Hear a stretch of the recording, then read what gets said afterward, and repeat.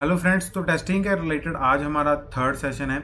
बहुत ही interesting session होने वाला है। इसका रीज़न ये है क्योंकि इस सेशन के अंदर मैं आप लोगों को एपीआई की टेस्टिंग बताने वाला हूँ कि अगर आप क्रड बना रहे हो, अगर आपकी एक क्रड एप्लीकेशन है तो उसके ऊपर अगर टेस्ट केसेस लिखने हो तो आप कैसे लिख सकते हो। ठीक है, बहुत ही अच्छी वीडियो, बहुत ही इंफॉर्मेटिव रहेगी। ठीक है, तो वीडियो को पूरा देख लेना।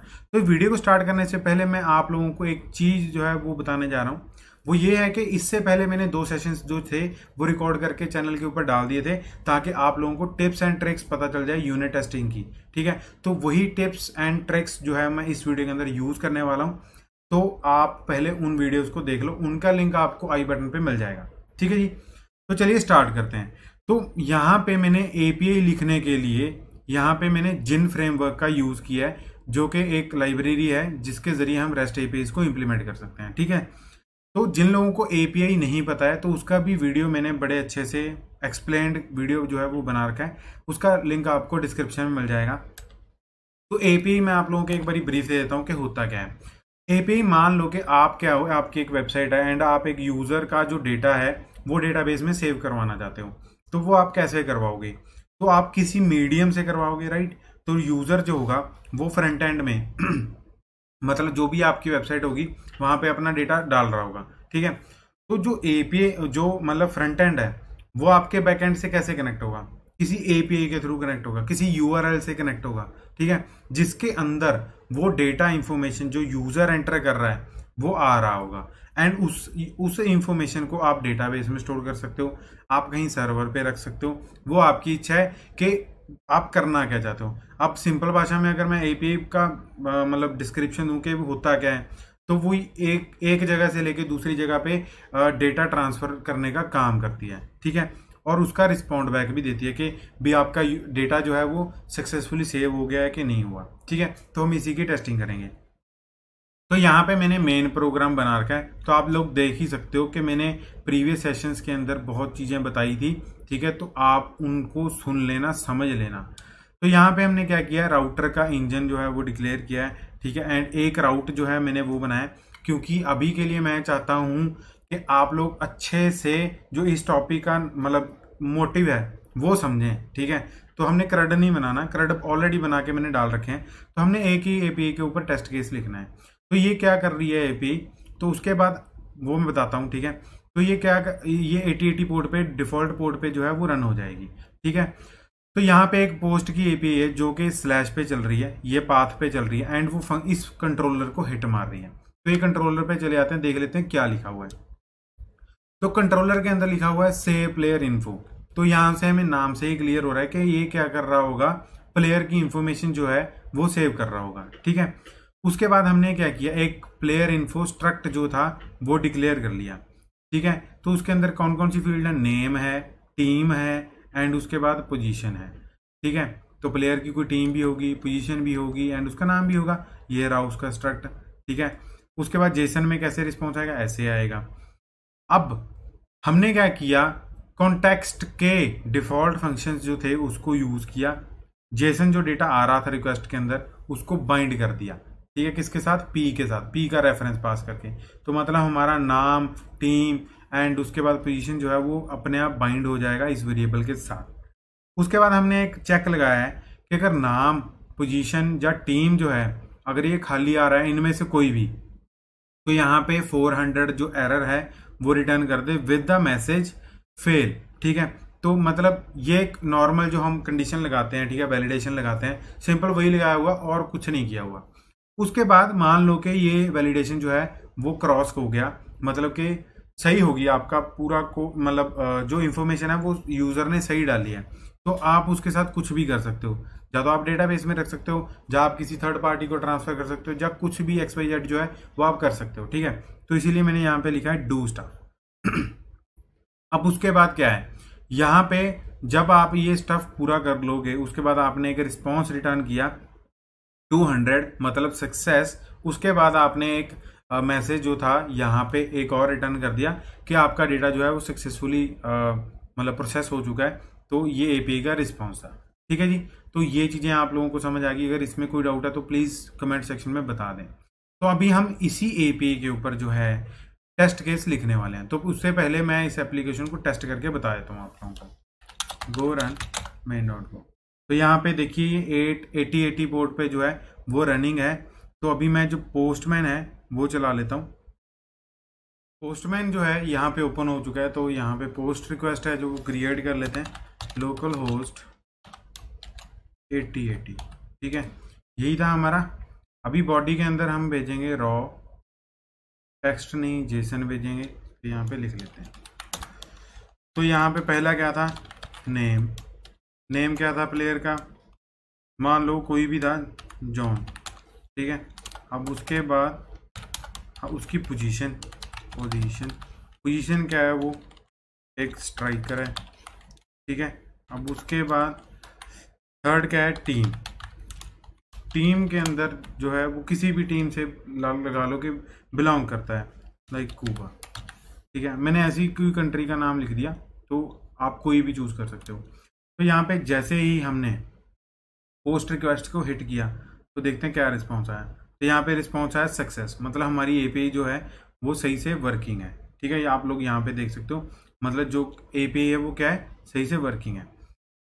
तो ये तो हो गया एपीआई का काम। अभी आप बोलोगे कि यहाँ तक तो हम कर ही सकते हैं गुरुजी, आगे आप टेस्ट केस के बारे में बताना जा रहे थे, तो वो बताओ ना, ये क्या बता रहे हो।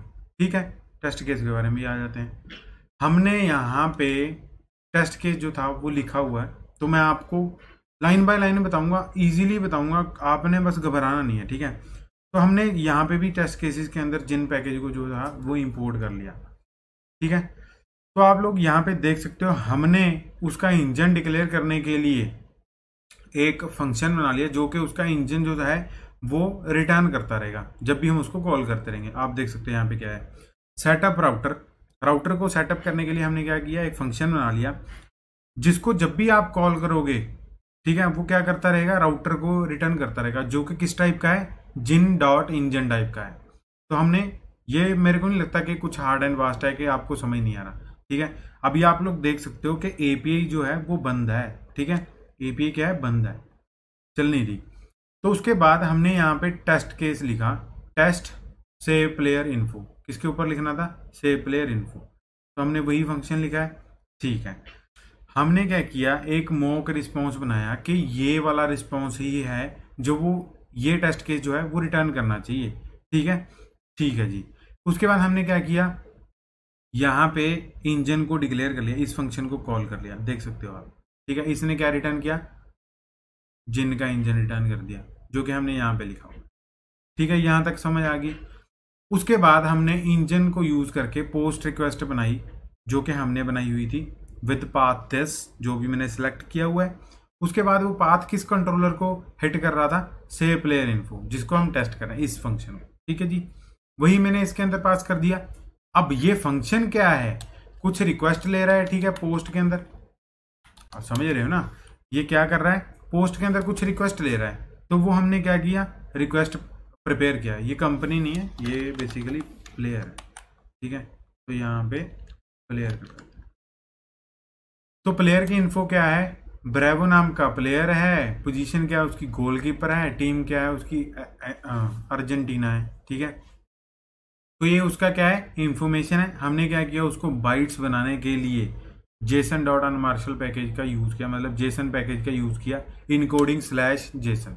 ठीक है, आप देख सकते हो ऊपर इंपोर्ट किया हुआ, इनकोडिंग स्लैश जेसन। ठीक है जी।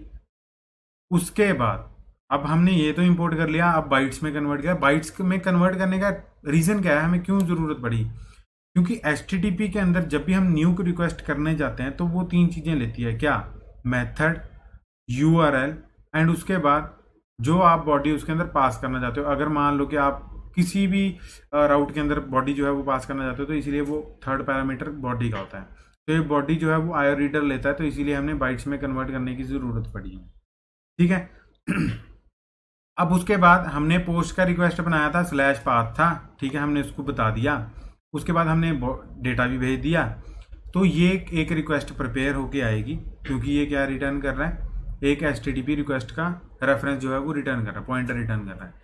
उसके बाद हमने उसका रिकॉर्ड बनाया कि क्या उसमें राइट होगा। ठीक है, तो ये क्या है, HTTP रिस्पॉन्स रिकॉर्डर है। ठीक है जी। तो रिक्वेस्ट की रिस्पॉन्स रिकॉर्डर पास किया, वो रिक्वेस्ट का रिस्पॉन्स लेके आएगा। उस रिस्पॉन्स को हमने क्या किया, रीड किया। रीड करने के बाद हमने क्या किया, उसको कंपेयर किया भी वो इसके इक्वल इक्वल होना चाहिए। किसके इक्वल होना चाहिए, जो मॉक रिस्पॉन्स हमने बनाया था उसके क्या होना चाहिए, इक्वल टू, मतलब कुछ सेंस जो है वो बनानी चाहिए। ठीक है, उसके बाद हमने क्या किया, जो स्टेटस है वो भी उसके इक्वल टू होना चाहिए जो हमने पास किया था। हमने क्या पास किया है, 200, और हम क्या चाहते हैं वो हमने जो डिफाइन किया हुआ है। ठीक है, जो भी मतलब इधर से आएगा, इस फंक्शन से आएगा, वो 400 भी हो सकता है, वो 200 भी हो सकता है। ठीक है, अभी चेक करते हैं कि ये टेस्ट केस चल रहा है कि नहीं चल रहा। आशा करता हूँ आप लोगों को ये जो टेस्टिंग है एपीआई की वो समझ में आ चुकी है। ये इंडिपेंडेंट टेस्ट केस है, इसका एपीआई के साथ कोई लेना देना नहीं है। जैसे ही मैंने इसको हिट किया तो देखते हैं चलता है कि नहीं चलता। जी हाँ, ये रनिंग है, इसने आपके टेस्ट केस को पास कर दिया जैसे कि मैंने आपको बोला था। ठीक है, तो अभी ये तो हो गया एक पॉजिटिव टेस्ट केस। आप बोलोगे यार पॉजिटिव तो फिर भी चलो ठीक है, हम कर पट के बना लेते हैं, नेगेटिव कैसे बनाएं। ठीक है, नेगेटिव भी बना देते हैं। तो हमने यहाँ पे नेम को मिसिंग कर दिया। अभी टेस्ट केस को फेल करवाते हैं। भी हमने गलत टेस्ट केस लिख दिया। ठीक है, मैंने लिखा ही गलत है, नेम को मैंने एम्प्टी कर दिया। जहां पे मैंने चेक लगाया हुआ है कि नेम अगर एम्प्टी है तो स्टेटस कोड क्या रिटर्न होना चाहिए। देखो आप, ये जेसन में क्या लेता है, स्टेटस कोड लेता है। स्टेटस कोड कौन सा रिटर्न होना है, 400। हम कंपेयर क्या कर रहे हैं, 200। तो ये अब टेस्ट केस जो है वो फेल होना चाहिए। तो आप लोग देख सकते हैं यहाँ पे फेल हो चुका है। एक्सपेक्टेड क्या था, 200 था, एक्चुअल क्या है, 400 आया। तो अब इस चीज को सही कैसे करें। ठीक है, सही कर लेते हैं। वो कैसे करनी है, हम यहाँ पे स्टेटस कोड लिख देते हैं 400। अगर आप HTTP पैकेज से लेना चाहते हैं तो वो भी ले सकते हैं, कोई दिक्कत नहीं है। तो यहाँ पे अच्छा ठीक है, हमारा टेस्ट केस फेल हो रहा है, कोई बात नहीं, हम पास करवा देते हैं। वो फेल क्यों हुआ अब आप लोग बताओ, मेरे को कमेंट में बताना। ठीक है, क्योंकि हमने यहाँ पे मैसेज तो चेंज किया नहीं, क्योंकि यहाँ पे मैसेज भी तो डिफरेंट आ रहा है। वो हमने एक्सपेक्ट किया था कि सक्सेस आएगा, बट यहाँ पे क्या आ रहा है, फेल आ रहा है। तो फेल ही आना चाहिए ना। तो अब देखते हैं, पास हो गया, लो जी हो गया पास। ठीक है, अब ये तो हो गया कि हमने अगर मान लो मल्टीपल केसेस बनाने हैं, ये तो एक केस हो गया। ठीक है, नेगेटिव भी हो गया, पॉजिटिव भी हमने टेस्ट कर लिया। बट अब हमारा क्लाइंट चाहता है कि हम उसको सारे केसेस लिख के दें, नेगेटिव पॉजिटिव फलाना ढिमकाना सब कुछ। तो अब क्या करें, ये अप्रोच तो सही नहीं है, क्योंकि हम अगर मान लो हर एक केस को लिखने बैठ गए तो कितना कोड जो है वो रिपीटेड हो जाएगा।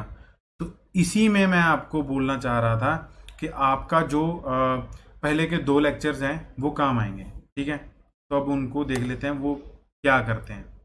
मैंने आपको फर्स्ट लेक्चर के अंदर पढ़ाया था टेबल ड्रिवन टेस्टिंग, तो वही हम इम्प्लीमेंट करने वाले हैं। तो हमने यहाँ पे लिखा टेस्ट केसेस। ठीक है, एक वेरिएबल बना लिया, वो क्या है, एरे ऑफ स्ट्रक्ट है, मतलब मल्टीपल वैल्यूज लेके घूमेगा। ठीक है, वो टेस्ट केस का नाम। ठीक है, यहाँ पे नेम लिख देते हैं स्ट्रिंग, एंड उसके बाद प्लेयर की इंफो सारी, नेम हो गया, टीम होगी, और उसके बाद क्या है, लास्ट पोजीशन होगी, पोजीशन। ठीक है, तो ये हो गया। अब उसके बाद एक्सपेक्टेड क्या है आपका, हर एक टेस्ट केस एक्सपेक्टेड। ठीक है, स्ट्रिंग, एक्सपेक्टेड स्ट्रिंग इसीलिए लिखा है क्योंकि हम स्टेटस कोड के लिए भी एक बनाएंगे, स्टेटस कोड। ये इंटी टाइप करेगा क्योंकि 400 200 एक इंटीजर है। ठीक है, तो इसके अंदर मल्टीपल ऑब्जेक्ट्स रहेंगे लाइक दिस। मैं एक पॉजिटिव बनाऊंगा, एक नेगेटिव बनाऊंगा। मैं चाहता हूं कि अगर आप यहां तक वीडियो देख चुके हैं तो प्लीज आगे इस वीडियो को पॉज करें एंड अपने आप खुद से लिखने की कोशिश करें। ठीक है, अगर नहीं लिख पा रहे हैं तो कोई दिक्कत नहीं है, मैं पूरा ट्यूटोरियल कंप्लीट करूंगा, ऐसा नहीं है कि मैं बीच में छोड़ता हूँ। ठीक है जी, तो यहाँ पे नेम मैं दे रहा हूँ पॉजिटिव। स्पेलिंग का देख लेना यार, है ना, पॉजिटिव। उसके बाद नेम जो है वो है लाइक ABC, प्लेयर का नेम। ठीक है, उसके बाद टीम जो है वो मैं दे देता हूँ यहाँ पे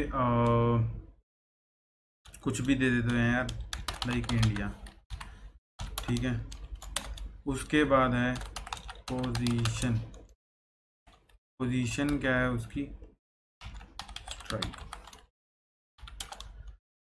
अब एक्सपेक्टेड क्या आना चाहिए यहाँ पे, अगर ये पॉजिटिव केस है, क्योंकि हमने पॉजिटिव क्यों लिखा है यहाँ पे, हमने नेम भी दिया है, टीम भी दिया है, पोजीशन भी दिया है, सारा कुछ सही दिया है, तो एक्सपेक्टेड क्या आना चाहिए हमारा, ये मैसेज आना चाहिए ना। इस मैसेज को उठा लो यहाँ से, ठीक है, लो जी हमने ये लिख दिया एक्सपेक्टेड।